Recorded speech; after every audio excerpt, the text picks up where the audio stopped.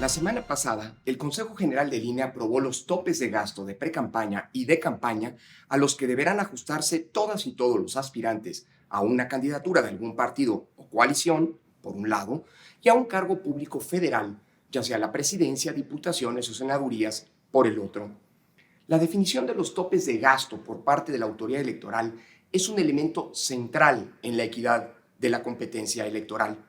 pues representan los montos máximos que pueden ser erogados lícitamente durante las etapas de precampaña, es decir, el proceso interno de los partidos políticos y coaliciones para definir quiénes serán sus candidatas y candidatos, mismo que deberá iniciar el 5 de noviembre próximo y durará 60 días, y también, por otro lado, durante las campañas electorales que iniciarán a finales de febrero del próximo año y concluirán el miércoles 29 de mayo de 2024, es decir, 3 días antes de la jornada electoral del 2 de junio.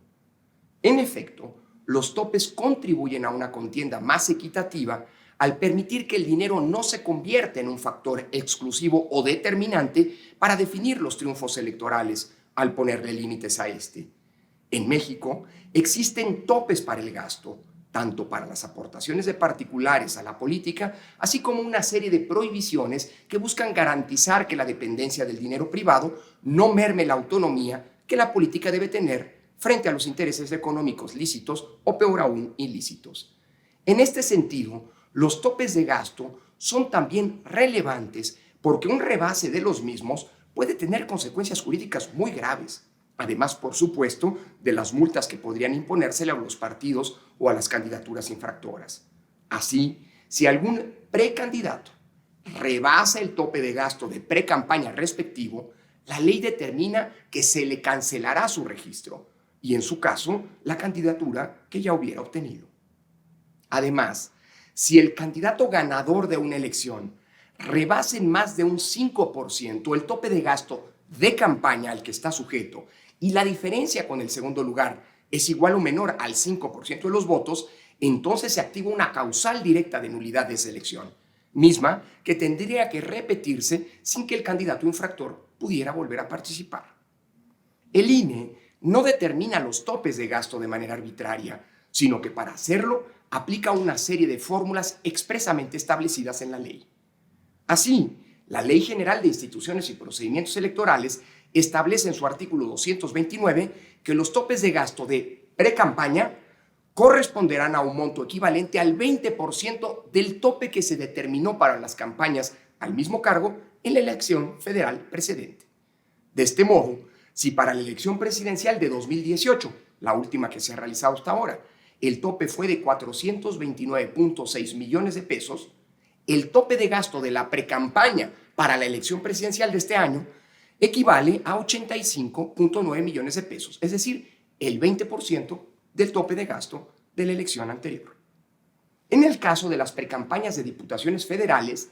el monto del tope se estableció en 329.638 pesos y en las de senadores en una cantidad que va desde los 527.000 a los 4.4 millones de pesos, dependiendo del número de distritos electorales que tiene la entidad federativa de que se trate. Por lo que hace, por otro lado, a los topes de gasto de las campañas, estos se determinan de conformidad con el artículo 243, párrafo 4 de la LEGIPE, de la Ley Electoral, del siguiente modo. Para la elección presidencial, se calcula a partir del 20% del monto total que se va a destinar a todos los partidos políticos por concepto de financiamiento público para gastos de campaña, lo que equivale para 2024 a una cifra histórica, ya redondeada, de 661 millones de pesos. Eso es lo que podrán gastar las candidaturas presidenciales en las próximas campañas. Por su parte, los topes de gasto de campaña de las diputaciones federales resultan de dividir el monto relativo a la elección presidencial antes mencionado entre 300, que son el número de distritos electorales en el que se divide el país y en cada uno de los cuales se va a elegir a una diputación de mayoría relativa, lo que resulta al final en un tope para cada una de las candidaturas a diputaciones de 2.2 millones de pesos para cada campaña. Finalmente, los topes de gasto para las campañas de senadores son el resultado de multiplicar el tope de gasto de campaña de los diputados apenas mencionado por el número de distritos que tiene la entidad de que se trate, yendo de un mínimo de 2 en los casos de Baja California Sur, Campeche y Colima, hasta un máximo de 20 en los estados más poblados como son la Ciudad de México, el Estado de México y Jalisco. Así, los topes de gasto para las senadurías irán desde los 4.4 millones de pesos hasta los 44 millones según sea el caso, dependiendo de cada entidad. Los montos, como pueden ver, son muy generosos y son suficientes para que las y los aspirantes desplieguen sus precampañas y sus campañas.